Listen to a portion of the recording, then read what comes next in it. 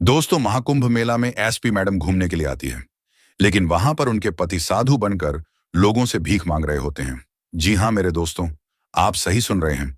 जब SP madam अपने काम से छुट्टी लेकर महाकुंभ मेला घूमने के लिए आती है, तो महाकुंभ मेला में उनके पति साधु बनकर लोगों से भीख मांग रहे होते हैं। ये देखने के बाद एसपी मैडम हक्का बक्का रह जाती है। उनकी आसमान तले जमीन खिसक जाते हैं, उनकी आंखें फटी की फटी रह जाती हैं। बहुत ही आश्चर्य वाली बात है, एक औरत एसपी है और उनके पति मेला में भीख मांग रहा है। ये देखकर एसपी मैडम बहुत ही ज्यादा क्रोधित हो जाते हैं और वे अपने पति के पास जाती हैं। उसके बाद वहां जो होता है वह देखने के बाद आप भी हैरान रह जाएंगे। आपकी भी आंखें फटी की फटी रह जाएंगी, आपका भी जमीन तले आसमान खिसक जाएंगे।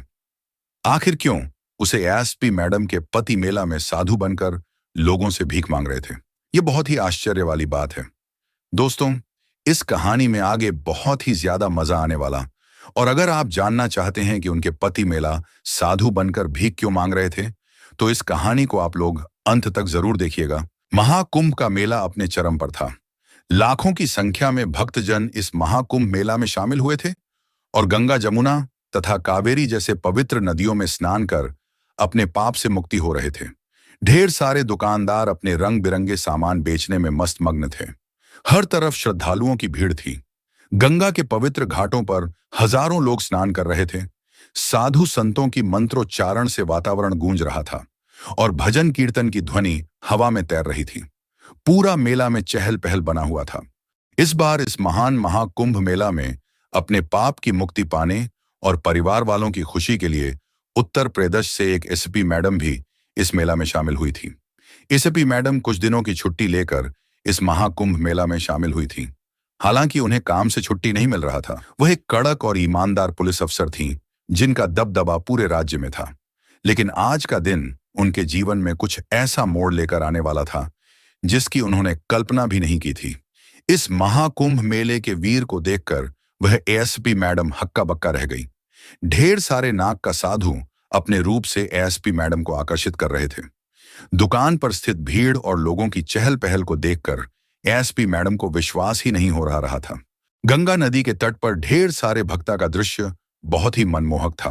वह ढेर सारे लोग पवित्र गंगा नदी में स्नान कर अपने पाप से मुक्ति कर मोक्ष की प्राप्ति कर रहे थे। उसे देखने के बाद एसपी मैडम भी वहां पर स्नान करने के लिए चल जाती है। पवित्र गंगा नदी में स्नान करने के बाद वह महाकुंभ मेला के उत्तर दिशा की ओर जाती है।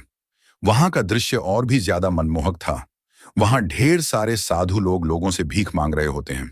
वहां ढेर सारे नागा साधु हैं और अघोरी अपने रूप से भक्तजनों को बहुत ही ज्यादा आकर्षित कर रहे थे।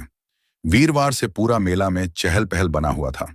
तभी अचानक भीड़ में एसपी मैडम की नजर एक साधु पर पड़ती है, जिनकी हालत बहुत ही बुरी थी और वह लोगों से भीख मांग रहा था।